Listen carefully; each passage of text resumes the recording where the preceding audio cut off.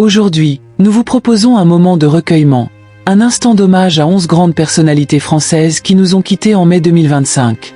Des artistes, des penseurs, des voix, des visages qui ont marqué leur époque et influencé des générations entières. Leur départ laisse un vide, mais leur héritage demeure. Leurs œuvres, leurs combats et leurs voix résonneront à jamais dans nos mémoires. Alors installez-vous confortablement.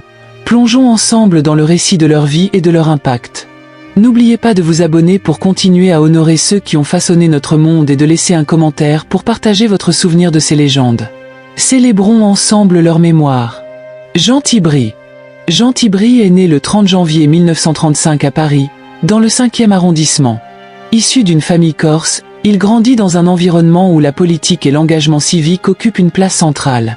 Après des études au lycée Louis-le-Grand, il poursuit un cursus en droit à l'Université de Paris, où il obtient son diplôme de magistrature. Très tôt, il s'intéresse à la politique et adhère au Rassemblement du peuple français, RPF, mouvement gaulliste. Sa carrière politique débute véritablement en 1968, lorsqu'il est élu député de Paris. Il occupera ce poste pendant plus de 40 ans, devenant une figure incontournable de la droite française. En 1976, il est nommé secrétaire d'État chargé des industries alimentaires sous le gouvernement de Jacques Chirac. Son ascension continue lorsqu'il devient premier adjoint au maire de Paris en 1983, aux côtés de Chirac. En 1995, il succède à Chirac et devient maire de Paris, un poste qu'il occupera jusqu'en 2001. Son mandat est marqué par des réformes urbaines, notamment la réhabilitation de quartiers populaires et la mise en place de nouvelles infrastructures. Cependant, son passage à la mairie est aussi entaché par des affaires judiciaires liées à des soupçons de fraude électorale. Après avoir quitté la mairie, il reste actif en politique et continue de siéger à l'Assemblée nationale jusqu'en 2012. Il décède le 27 mai 2025, à l'âge de 90 ans, laissant derrière lui un héritage politique contrasté. Éric Legrand. Éric Legrand voit le jour le 5 août 1952 à Paris. Dès son plus jeune âge, il est fasciné par le monde du spectacle et décide de suivre des cours d'art dramatique.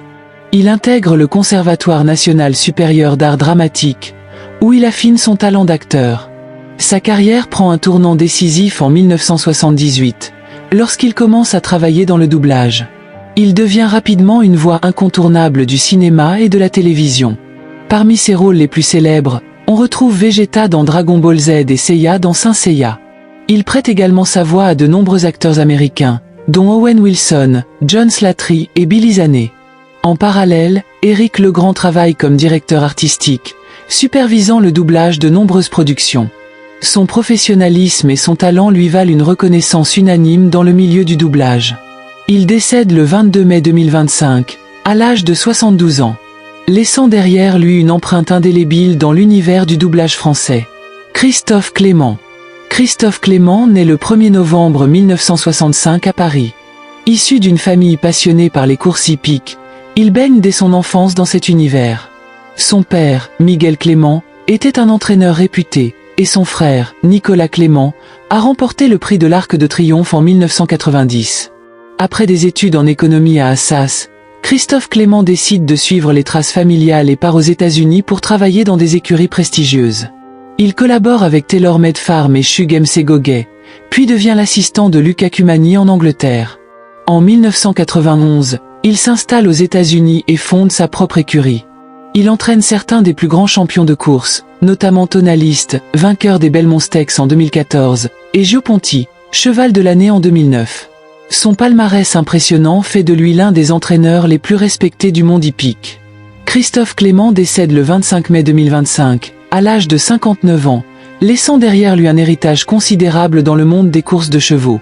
Michel Cassé. Michel Cassé, surnommé Gaston, naît le 28 décembre 1931 à Waterloo, dans le nord de la France. Passionné de musique dès son plus jeune âge, il apprend à jouer plusieurs instruments et se spécialise dans le jazz. Dans les années 1960, il devient chef d'orchestre de Claude François, qui lui donne le surnom de Gaston. En 1973, il rejoint les Compagnons de la chanson, un groupe vocal mythique qui a marqué l'histoire de la musique française. Il y restera jusqu'à leur tournée d'adieu en 1985. Après la dissolution du groupe, Michel Cassé continue sa carrière musicale en formant son propre quartet de jazz, Gaston et ses compagnons. Il se produit régulièrement en concert et participe à plusieurs émissions de télévision. Il s'éteint le 25 mai 2025, à Vaison-la-Romaine, à l'âge de 93 ans, laissant derrière lui un héritage musical riche et varié. Marcel Ophuls. Marcel Ophuls naît le 1er novembre 1927 à Francfort-sur-le-Main, en Allemagne. Fils du réalisateur Max Ophuls, il grandit dans un environnement artistique. Sa famille fuit le régime nazi et s'installe en France, puis aux États-Unis. Après des études aux États-Unis, il débute sa carrière en tant qu'assistant réalisateur. Il réalise plusieurs films de fiction avant de se tourner vers le documentaire. En 1969, il signe Le Chagrin et la Pitié, un film qui bouleverse la perception de l'occupation en France. Ce documentaire devient une référence et marque un tournant dans l'histoire du cinéma engagé.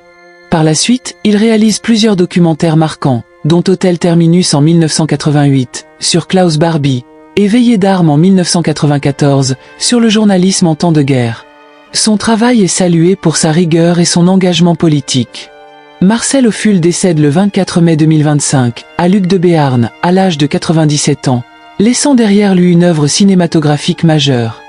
Daniel Bilalian. Daniel Bilalian est né le 10 avril 1947 à Paris. Issu d'une famille d'origine arménienne, il grandit dans un environnement où l'information et la culture occupent une place centrale. Après des études de droit à l'université de Lille, il décide de se tourner vers le journalisme. Sa carrière débute en 1968, lorsqu'il devient journaliste au journal L'Union. En 1971, il rejoint l'ORTF en tant que correspondant régional, avant d'intégrer le service de politique intérieure d'Antenne 2. Il devient rapidement un grand reporter, couvrant des événements internationaux majeurs. Dans les années 1980, il commence à présenter le journal télévisé, d'abord sur Antenne 2 midi, puis sur le journal de 20h. Son style sobre et précis lui vaut une grande popularité auprès des téléspectateurs. Il alterne entre reportage et présentation jusqu'en 1990, avant de prendre la direction des sports de France Télévisions en 2005, poste qu'il occupera jusqu'en 2016. En parallèle, il s'engage en politique et devient conseiller municipal de Neuilly-sur-Seine en 2020. Il décède le 14 mai 2025, à l'âge de 78 ans, laissant derrière lui une carrière marquée par l'exigence journalistique et la rigueur. Mohamed Lakhdar Amina. Mohamed Lakhdar Amina naît le 26 février 1934 à Msila en Algérie. Très tôt, il s'intéresse au cinéma et part étudier en France, où il intègre une école d'agriculture avant de se tourner vers le cinéma. Pendant la guerre d'Algérie, il rejoint le gouvernement provisoire de la République algérienne, GPRA, à Tunis et effectue un stage aux actualités tunisiennes. Il est ensuite envoyé à l'Académie du cinéma de Prague, où il se spécialise dans la prise de vue. Après l'indépendance de l'Algérie, il fonde l'Office des actualités algériennes, qu'il dirige jusqu'en 1974. En 1975, il remporte la Palme d'Or à Cannes pour Chronique des années de Braise, un film historique sur la guerre d'Algérie. Il devient ainsi le premier réalisateur maghrébin et africain à recevoir cette distinction. Durant sa carrière, il réalise plusieurs films marquants, dont Le vent des Aurès, Vent de sable et La dernière image. Il produit également des films internationaux, comme Z de Costa Gavras. Mohamed Lakhdar Amina s'éteint le 23 mai 2025, à Alger, à l'âge de 91 ans, laissant derrière lui une œuvre cinématographique engagée et mémorable. Angelo Rinaldi. Angelo Rinaldi voit le jour le 17 juin 1940 à Bastia, en Corse. Issu d'une famille modeste, il se passionne très tôt pour la littérature et le journalisme. Il débute sa carrière comme chroniqueur judiciaire à Nice Matin, avant de rejoindre l'Express en 1972. Il devient ensuite critique littéraire au Nouvel Observateur et dirige le Figaro littéraire de 2003 à 2005. Son style incisif et son regard critique sur la littérature contemporaine lui valent une réputation de chroniqueur redoutable. Il s'en prend notamment aux auteurs à la mode, tout en défendant des écrivains plus rares comme François Augirat et Jean Rhys. En 2001, il est élu à l'Académie française, où il occupe le fauteuil 20. Il y prononce un célèbre discours sur la vertu en 2004. Angelo Rinaldi décède le 7 mai 2025, à Paris, à l'âge de 84 ans, laissant derrière lui une œuvre littéraire marquée par la rigueur et l'exigence stylistique. Yvan Labéjoff. Yvan Labéjoff est né le 21 janvier 1938 à Paris. Il grandit en Sologne, où il découvre sa passion pour le théâtre et la musique. À 14 ans, Il rejoint Paris et commence à fréquenter les cercles artistiques de la capitale. Sa carrière débute dans les cabarets parisiens, où il côtoie des artistes comme Pierre Perret, Jean Ferrat et Barbara. Mais c'est dans le théâtre engagé qu'il trouve sa véritable vocation. En 1964, il devient le premier comédien martiniquais à jouer dans la tragédie du roi Christophe d'Aimé Césaire, une œuvre majeure du théâtre antillais. En 1970, il s'installe en Martinique et fonde en 1972 le Théâtre du Fer de Lance, une compagnie qui révolutionne le théâtre antillais. Il met en scène des œuvres de Césaire, Bernard Dadier, René de Pestre, Vincent Placoli et Patrick Chamoiseau. Son engagement artistique et politique fait de lui une figure incontournable du théâtre caribéen. En tant que metteur en scène, il adapte des textes puissants comme Solitude, La mulâtresse d'André Schwarzbart, Une tempête de Césaire, et Black Label de Léon Gontran Damas. Il collabore également avec Georges Mauvois, mettant en scène Au vent d'eau, une pièce dénonçant les massacres coloniaux en Haïti. Yvan Labéjoff s'éteint le 26 mai 2025, à l'âge de 87 ans, laissant derrière lui un héritage théâtral et culturel profond. Et voilà, c'était notre hommage à ces grandes personnalités françaises qui nous ont quittés en mai 2025. Lequel vous a le plus marqué?